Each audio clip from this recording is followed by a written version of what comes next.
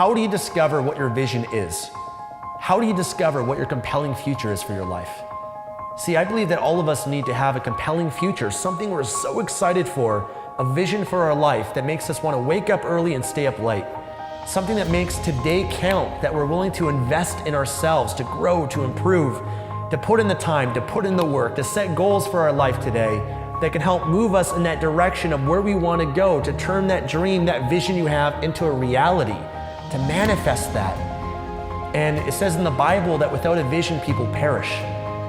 Without a compelling future, people just sit around. People are lazy. They have no motivation for their life. They have no goals. They procrastinate. In fact, I know so many people that reach out and they say, I'm lazy. I'm not excited for my life. I'm not motivated. And most often that's because you don't have a vision that excites you. You don't have something in your future that you're focused on that you want so bad that you're willing to invest today and do whatever it takes to get there. Your goals are just the stepping stones, the milestones that can help you turn that vision you have 5, 10, 20 years from now into a reality. But you got to know what that is. You know, I was pretty blessed to discover my passion in life when I was relatively young. I was 21 years old, and I not only found my passion, but I actually pursued it as a career, as a business. And it's evolved over the years, but the essence of it remains the same. And for me, I remember when I was 17 years old, graduating high school, I remember there were some students that knew exactly what they wanted to do in life, right? They already had everything lined up. Some classmates of mine, they already knew what university they're gonna go to. They had everything lined up, whereas for me, I was lost. I was confused. I had no idea what I wanted to do in my life.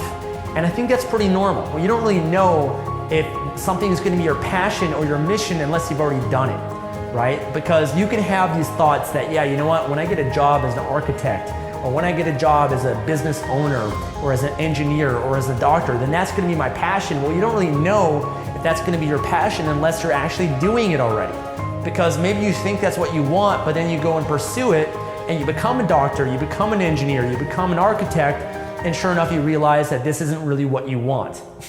You know, I know many times other people have encountered that, and I've even encountered that to some extent in my life as well. You think you know what you want, but it's not until you go through all the university, all the training, all that sort of stuff, and you realize that that's not what you want, and you just kind of wasted your time going through all this education. So that can happen, and I think you got to watch out for that. Don't look for the perfect answer, man. Just trust yourself. There's no perfect answer. Purpose can change, it can evolve, it's not stagnant, it's dynamic. Maybe you have a purpose right now for this stage of your life, a calling that you need to fulfill, pursue. I started learning as much as I could, and what I found is throughout that journey, I started to see what I enjoyed. I started to learn about myself and what I was good at, what my natural talents were, what my natural gifts were as well. And that gave me an incredible insight to myself and a great education on what was important to me, my values, etc.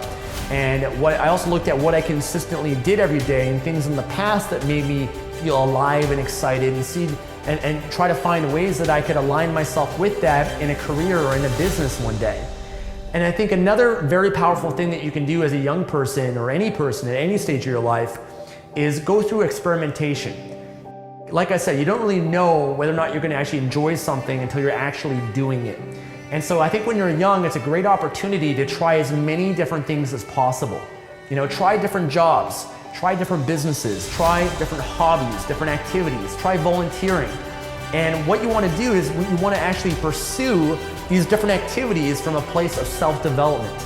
You want to pursue them from a place of actually having awareness, okay? Not just blindly doing different activities and not getting anything from it. You're not living your purpose in life. You're not doing what you're meant to do on this planet. And you've got to figure out what that is.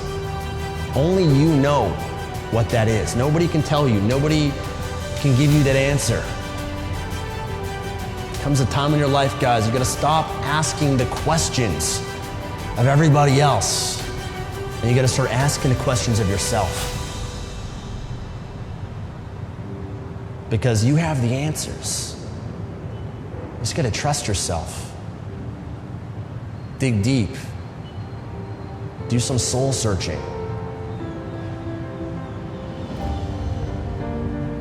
trust your intuition. Your imagination has so much power in your life. You're not using it enough. Your imagination is just a preview of your life's coming attractions.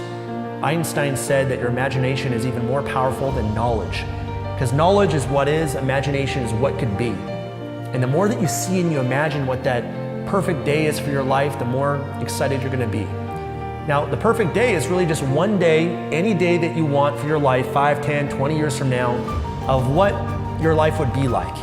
That if you could have one day any way that you want it to be, there's no limits to it whatsoever. The only limits we have are the limits of our mind or imagination, right? But if there's no limits, what would that perfect day be for you? And when you pursue them, when you're actually doing these activities, actually journal and actually pay attention to what about it you enjoy, that you do like about it, and what it is that you do not enjoy, okay? So coming at it from a place of awareness, coming at it from a place of self-education, and doing it as a way to improve yourself so that you can help discover what it is that you're ultimately really good at and what you're gonna be the most passionate about. And just through that process of experimenting, trying different things, you're gonna learn a lot about yourself. You're gonna learn what you're good at and what you're not good at, what you enjoy and what you don't enjoy, and that's gonna help you to make that best decision possible on what you wanna ultimately pursue in your life and make as a career or a mission or a business or whatever that might be. So don't be afraid to try different things and start the journey of self-development. Learn as much as you can, try as many different things as possible, and be patient, take your time, don't force it. Take your time, and sure enough, you'll be in a position where you'll identify and find whatever that is for you that makes you the most passionate and the most excited in your life, that you can't wait to wake up each morning and actually do it. And I've achieved that for myself. It's an amazing feeling, and I'm still on that journey myself as well, because I don't think it ever ends. I think it always evolves and changes as we grow.